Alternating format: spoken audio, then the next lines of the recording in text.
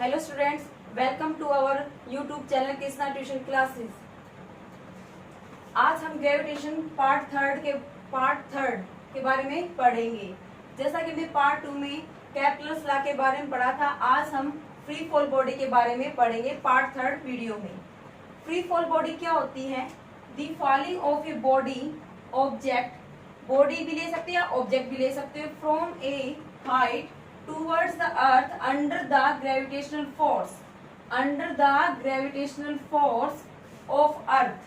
No other force applying on body is called a free fall.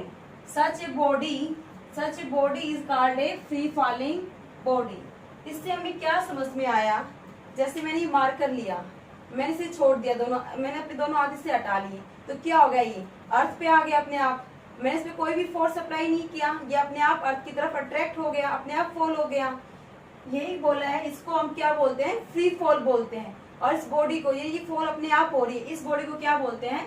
Free falling body. जैसे कि इसे समझने के लिए हम एग्जांपल लेंगे। ये मैंने एक फेदर लिया,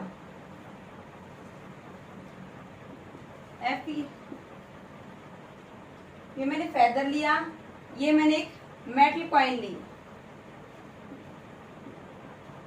इनको मैंने सेम हाइट से फॉल किया। तो मैंने क्या देखा कि ये मेटल कॉइन है, ये पहले अर्थ पे आ गया, अर्थ पे ये पहले आ गया। जो फेदर है, पंख है, ये बाद में अर्थ पे आया। हम पहले ये सोचते थे कि मेटल कॉइन का जो मास होता है वो ज्यादा है कंपैरिजन टू इसके, इसलिए ये पहले फॉल हो गया और ये बाद में फॉल हो गया। परंतु ये ऐसा गलत सोचते थे हम। यह बात किसने बताई हमें? गैलीलियो ने बताई कि इन दोनों का मासेस, ये दोनों मास पे डिपेंड नहीं कर रहे, क्योंकि गैलीलियो ने एक्सपेरिमेंट किया एक पीसा टावर से, दो स्टोन लिए डिफरेंट मासेस के, इसका मास m1 था, इसका मास m2 था, सेम हाइट से, ऐसा सेम हाइट से फॉल किया इन दोनों को। तो क्या देखा उन्होंने? अर्थ पे ये दोनों एक साथ स्ट्राइक हुए। तो उन्होंने सोचा कि यदि ये डिफरेंट मास से एक साथ स्ट्राइक हुए तो ये भी डिफरेंट मास है, फिर ये दोनों एक साथ स्ट्राइक क्यों नहीं हुए? ये पहले हुआ, ये बाद में हुआ, ऐसा क्यों हुआ? उन्होंने बताया, उन्होंने ये तो बता दिया कि ये मास पे डिपेंड नहीं करते, पर इनका एक्सेलरेशन वो सेम है, एक्सेलरेशन तो सेम है, पर ये मास पे डिपेंड नहीं करते। फिर एक साइंटिस्ट आया रॉबर्ट, उसने बताया कि ये पहले आ रहा है, ये बाद में आ रहा है। क्यों आ रहा है? एयर ऑफ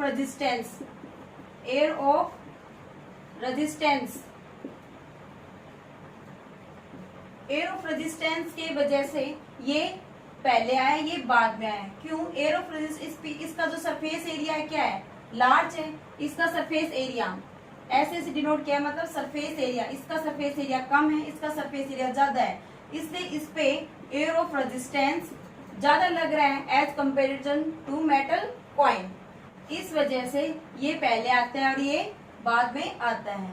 एक्सेलरेशन पे, यानी कि ये मास पे डिपेंड नहीं करते, ये एयर ऑफ रेजिस्टेंस पे डिपेंड कर रहा है। उन्होंने एक एग्जाम्पल और लिया, उन्होंने एक एक्सपेरिमेंट और किया। रॉबर्ट ने एक जार लिया जिसमें उसने एक फेदर रखा और एक कॉइन रखी, और ये क्या मीडियम, इसमें क्या लिया? मीडियम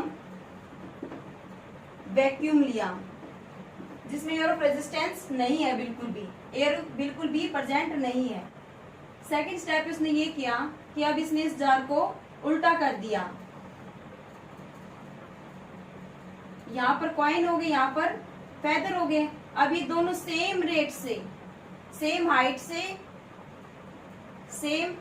से और सेम एक्सेलरेशन से फॉल हो रहे हैं नीचे, और सेम टाइम में, यानी कि ये दोनों का टाइमिंग है फॉल होने का, यहाँ पर स्ट्राइक करने का सेम है। यहाँ पर क्यों है सेम? क्योंकि यहाँ पर एयर ऑफ रेजिस्टेंस बिल्कुल भी नहीं लग रहा, क्योंकि ये वैक्यूम मीडियम है। इससे हमें ये समझ में आया, जो फ्रीली फॉलिंग बॉडी होती है वो मास पे डिपेंड नहीं करती, मास पे डिपेंड नहीं करती, और सेम रेट से एक्सेलरेट होती है। इनकी वैल्यू दोनों की सेम है, 9.8 मीटर पर सेकेंड स्क्वायर। अब हम नेक्स्ट टॉपिक क्या पढ़ेंगे इसमें, एक्सेलरेशन ड्यू टू ग्रेविटी। यहाँ पर ग्रेविटी वर्ड आया है। ग्रेविटी मतलब क्या होता है, जिसमें दो ऑब्जेक्ट, एक अर्थ ले, जिसमें हमने एक अर्थ लिया और एक कोई भी ऑब्जेक्ट ले सकते हैं हम, वहां पर जो फोर्स लग रहा है, ग्रेविटेशनल फोर्स लग रहा है, उसको हमने पर्टिकुलर नाम दे दिया ग्रेविटी। यानी कि बॉडी, यानी कि अर्थ है, सभी वस्तुओं को अपनी तरफ अट्रैक्ट करती है ड्यू टू ग्रेविटी के कारण। एक्सेलरेशन ड्यू टू ग्रेविटी क्या होता है, the uniform acceleration produce in a free falling body due to the gravitational force of earth is known as acceleration due to gravity. इससे हमें क्या समझ में आता है इस डेफिनेशन से, जैसे कि जब ऑब्जेक्ट को हम ड्रॉप करते हैं, ये मैंने कोई ऑब्जेक्ट लिया ए, इसको मैंने ड्रॉप किया, इसकी एक्सेलरेशन की वैल्यू क्या होगी, 9.8 मीटर पर सेकंड स्क्वायर। इसकी वैल्यू इस रेट से, कांस्टेंट रेट से फॉल होगा। जब मैंने इसे वर्टिकली ऊपर की तरफ फेंका, मैंने ऐसे गेंद को ऊपर फेंका, तो क्या हो गया, रिटार्डेशन। रिटार्डेशन हो गया किस स्पीड से, 9.8 मीटर पर सेकंड से रिटार्डेशन स्टार्ट हो गया। जब तक इसकी वैल्यू जीरो नहीं हो जाती, इसकी वैल्यू जीरो नहीं हो जाती, तब तक ये अर्थ पे वापस नहीं आएगा। सपोज करो इसकी वैल्यू यहाँ जीरो हो गई, तो ये अपने आप अर्थ पे आ गई, तो इसे क्या बोलेंगे हम, इस प्रोसेस को हम क्या बोलेंगे, फ्री फॉल। जो हमने पढ़ा था, यानी कि इस पे हम कोई भी फोर्स नहीं लगाया, ये अपने आप अर्थ पे आ गई, यानी कि फ्री फॉल बॉडी की तरह एक्ट कर रही है। जो acceleration due to gravity G है, वो डज नॉट डिपेंड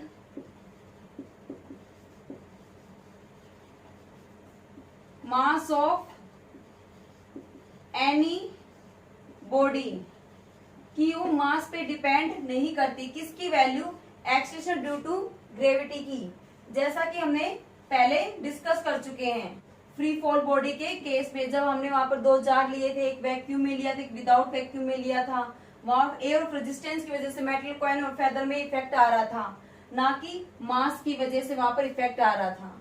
अब हम इसमें calculation of the acceleration due to gravity, देखिए एक्सेलरेशन ड्यू टू ग्रेविटी की वैल्यू फाइंड आउट करेंगे। हमने लेट किया, एक स्टोन लिया और एक अर्थ ली, जो उनके बीच की डिस्टेंस है वो हमने कैपिटल आर मानी, और मास ऑफ अर्थ हमने एम माना। तो ग्रेविटेशनल फोर्स यानी कि यूनिवर्सल लॉ क्या होता है, universal law F is equal to G M1 into M2 by R square. M1 क्या है, एक हमने अर्थ ली है और एक स्टोन लिया है। F is equal to G M1 stone का मास, सेकंड अर्थ का मास M2, इसको हमने M2 कैपिटल M, यहाँ पर हमने अर्थ का मास क्या लिया है, कैपिटल M लिया है, बाई आर स्क्वायर की डिस्टेंस ली है। फोर्स क्या होता है, Newton second law, Newton second law में हमने पढ़ा था, फोर्स क्या होता है, m इंटू ए, मास इंटू एक्सेलरेशन। अब हम फोर्स की एक्सेलरेशन यहाँ से फाइंड आउट कर लेंगे। एक्सेलरेशन किसका है, स्टोन का, क्योंकि स्टोन है ये यहाँ पर है, ये फॉल हो रहा है कहाँ पर, अर्थ पे। हम इसका एक्सेलरेशन फाइंड आउट कर रहे हैं, क्या आया, A is equal to F by M।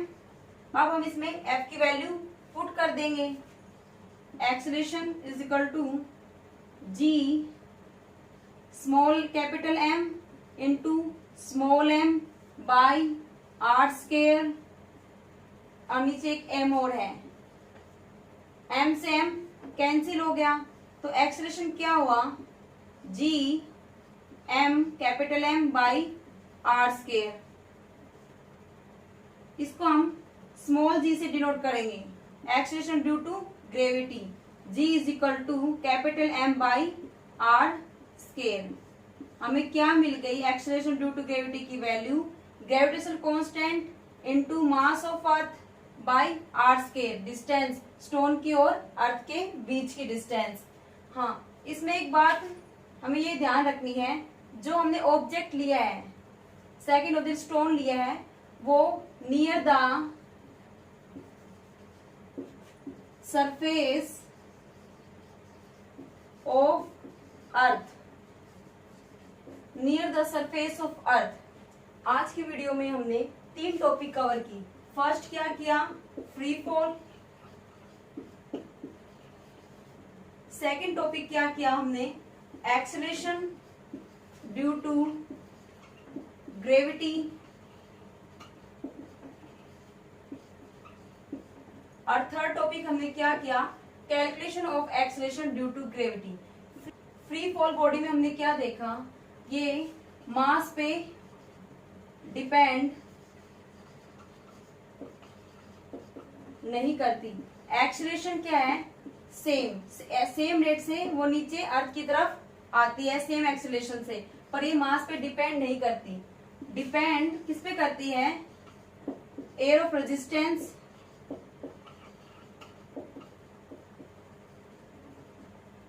And surface area.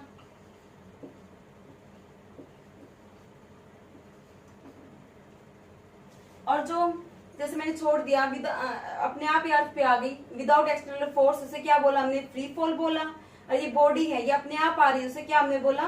Free falling body बोला। एक्सेलरेशन ड्यू टू ग्रेविटी में हमने क्या पढ़ा? जो जी है, इसे हम जी से डिनोट करते हैं, ये मास पे डिपेंड नहीं करती। इसका जो एक्सेलरेशन होता है इसमें, वो क्या होता है? यूनिफॉर्म होता है। जो फ्री फॉल बॉडीज में एक्सेलरेशन, जो फ्री फॉल बॉडी का जो एक्सेलरेशन होता है, वो यूनिफॉर्म रेट से फॉल होती है अर्थ की तरफ, वो मास पे डिपेंड नहीं करती। और calculation of the acceleration due to gravity हमने क्या पढ़ा? एक्सेलरेशन की value due to gravity G की वैल्यू हमने क्या निकाली? कैपिटल जी यानी gravitational constant mass of earth upon R square की रेडियस ऑफ अर्थ। आज की वीडियो में हम इतना ही पढ़ेंगे। यदि आपको मेरी वीडियो पसंद आए, ज्यादा से ज्यादा लाइक एंड सब्सक्राइब करें। Thank you.